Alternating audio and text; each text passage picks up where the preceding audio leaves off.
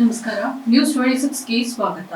ಸರ್ಕಾರಿ ಆಸ್ಪತ್ರೆಯ ಸಿಬ್ಬಂದಿ ಶಶಿಕಾಂತ ಬೆನ್ನೂರ ಆತ್ಮಹತ್ಯೆ ಪ್ರಕರಣಕ್ಕೆ ಸಂಬಂಧಿಸಿದಂತೆ ವಿಜಯಪುರ ಜಿಲ್ಲೆಯ ತಾಳಿಕೋಟೆ ಪಟ್ಟಣದಲ್ಲಿ ಬೃಹತ್ ಪ್ರತಿಭಟನೆ ನಡೆಸಲಾಯಿತು. ವಿವಿಧ ಸಾಮೂಹಿಕ ಸಂಘಟನೆಗಳ ನೇತೃತ್ವದಲ್ಲಿ ತಾಳಿಕೋಟೆ ಬಂದ್ ಘೋಷಿಸಿ ಬೃಹತ್ ಪ್ರತಿಭಟನೆಯನ್ನ ನಡೆಸಲಾಯಿತು. ತಾಳಿಕೋಟೆ ಪಟ್ಟಣದ ಸರ್ಕಾರಿ ಆಸ್ಪತ್ರೆಯಲ್ಲಿ ಸ್ಟಾಫ್ ನರ್ಸ್ ಆಗಿ ಕೆಲಸ ನಿರ್ವಹಿಸುತ್ತಿದ್ದ ಶಶಿಕಾಂತ ಬೆನ್ನೂರ ಕೆಲವು ದಿನಗಳ ಹಿಂದೆ ಮಾನಸಿಕವಾಗಿ ಜಿಗುಪ್ಸೆಗೊಂಡು ಆತ್ಮಹತ್ಯೆಗೆ ಶರಣಾಗಿದ್ದ.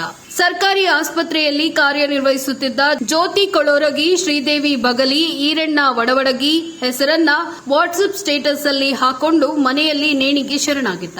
ಈ ಹಿನ್ನೆಲೆಯಲ್ಲಿ ತಾಳಿಕೋಟೆ ತಾಲೂಕಿನಾದ್ಯಂತ ವಿವಿಧ ಸಂಘಟನೆಗಳ ಸಾಮೂಹಿಕ ನೇತೃತ್ವದಲ್ಲಿ ಬೃಹತ್ ಪ್ರತಿಭಟನೆಯನ್ನ ನಡೆಸಲಾಯಿತು. ಪ್ರತಿಭಟನೆಯಲ್ಲಿ ಸಾವಿರಾರು ಕಾರ್ಯಕರ್ತರು ಭಾಗಿಯಾಗಿದ್ದರು. ಪ್ರತಿಭಟನೆಯು ಬಸವೇಶ್ವರ ವೃತ್ತದಿಂದ ಪ್ರಾರಂಭವಾಗಿ ಅಂಬೇಡ್ಕರ್ ವೃತ್ತದ ಮಾರ್ಗವಾಗಿ ಕೆಲವು ಬಡಾವಣೆಗಳಲ್ಲಿ ಸಂಚರಿಸಿ ಪ್ರತಿಭಟನೆ ಜರುಗಿತು. ಆತ್ಮಹತ್ಯೆಯ ಸಂಪೂರ್ಣ ತನಿಖೆಗೆ ಆದೇಶಿಸಿ ತಹಶೀಲ್ದಾರರಿಗೆ ಮನವಿಯನ್ನ ಸಲ್ಲಿಸಲಾಯಿತು. ಈ ಸಂದರ್ಭದಲ್ಲಿ ವಿವಿಧ ಸಾಮೂಹಿಕ ಸಂಘಟನೆಗಳ ಮುಖಂಡರಾದ ಎಸ್ಬಿ ಕಟ್ಟಿಮನಿ, ಮುತ್ತಪ್ಪ ಚಮಲಾಪುರ, ಬಸವರಾಜ ಕಟ್ಟಿಮನಿ, ದಾವೂದ್ ತಳಗೇರಿ, ಶಾಂತಪ್ಪ ತಮ್ದಡ್ಡಿ, ಗುರು ಗುಡಿಮನಿ, ದೇವೇಂದ್ರ ಹಾದಿಮನಿ, ಮಾಳಪ್ಪ ಮಳ್ಳಳ್ಳಿ, ಪರಶು ಕಟ್ಟಿಮನಿ, ಮಹೇಶ್ ಚಲವಾದಿ, ಜೈಬೇಮ್ ಮುತ್ತಿಗಿ, ನಾಗರಾಜ್ ಕಟ್ಟಿಮನಿ, ಶಾಂತಪ್ಪ ಚಲವಾದಿ, ರವಿ ಕಟ್ಟಿಮನಿ, ಶಂಕರ ಪಡಸಾಲಿ, ಕಾಶಿನಾಥ್ ಕಾರನೂರ, ಶರಣು ರಕ್ಕಸಿಗಿ ಸೇರಿದಂತೆ ಇನ್ನಿತರರು ಈ ಪ್ರತಿಭಟನೆಯಲ್ಲಿ ಭಾಗವಹಿಸಿದ್ರು. ವರದಿ ರಮೇಶ್ ದಲ್ಲಾಲಿ, ನ್ಯೂಸ್ 26 ಕನ್ನಡ, ವಿಜಯಪುರ.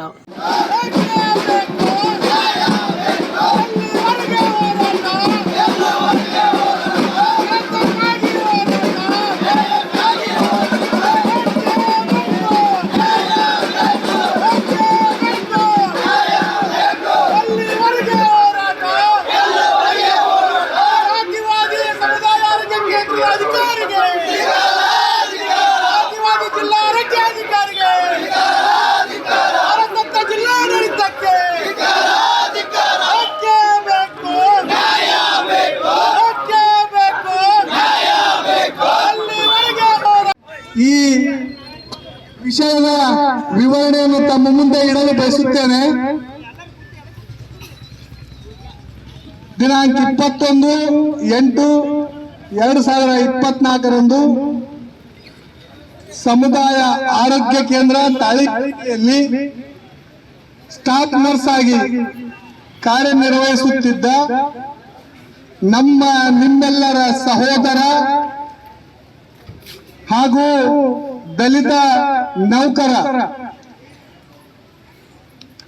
ತಾನು ತನ್ನ ಸೇವೆಯಲ್ಲಿ ಈ ಜಾತಿವಾದಿ ಅಧಿಕಾರಿಗಳ ಹಿಂಸೆ, ಅನ್ಯಾಯ ಹಾಗೂ ಅವರ ಮಾನಸಿಕ ನೋವುಗಳನ್ನು ನಾವೆಲ್ಲರೂ ನ್ಯಾಯ ಪಡ್ಕೊಳ್ಳೋಗೋಸ್ಕರ ಇವತ್ತಿನ ದಿವಸ ತಾಳಿಕೋಟೆ ಬಂದ್ ಮಾಡಿದ್ದೀರಿ.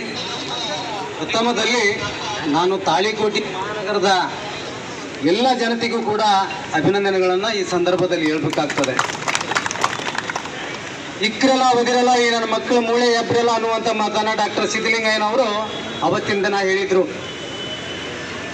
ಅದೇ ರೀತಿಯಾಗಿ ಮನೆ ಮನೆಯು ಕತ್ತಲೆ, ಪ್ರತಿ ಕಣ್ಣು ಕಣ್ಣೀರು, ರಾಜ್ಯ ಬಂದಿದ್ದಾರಿಗೋ ರಾಮಯ್ಯ, ರಾಜ್ಯ ಬಂದಿದ್ದಾರಿಗೋ ಅನ್ನುವಂಥ ಮಾತನ್ನ ಯಾಕೆ ಅಂತ ಕೇಳಿದ್ರೆ, ಇವತ್ತು ಬುದ್ಧ, ಬಸವ ಮತ್ತು ಬಾಬಾ ಸಾಹೇಬ್ ಅಂಬೇಡ್ಕರ್ ಅವರ ಆದಿಯಾಗಿ ಇವತ್ತಿನ ದಿನ ನೋಡಿದಾಗ